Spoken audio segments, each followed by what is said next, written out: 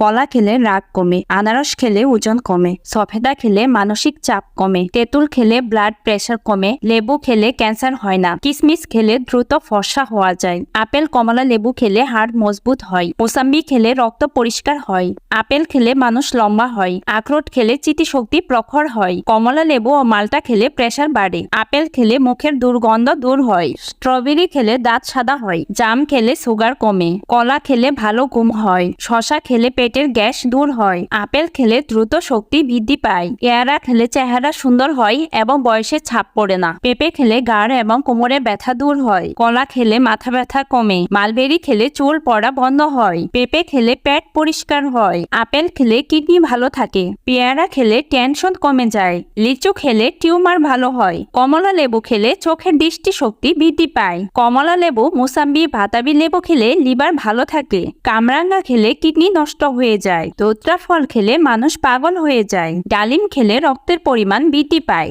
বাদাম খেলে বুদ্ধি বাড়ে, নিয়মিত ফল খেলে আপনার শরীরে কোনো রোগ সহজে বাসা বাঁধতে পারবে না। এই ফলগুলো আপনাকে নিয়ম কানুন মেনে খেতে হবে। ফলের পুষ্টিগুণ বজায় রাখতে আপনাকে দিনের নির্দিষ্ট সময়ে ফল খেতে হবে। কথায় আছে খালি পেটে জল এবং ভরা পেটে ফল খাওয়ার উপকারিতা আর দ্বিতীয়টি কোথাও নেই। আমার পছন্দের ফল লিচু।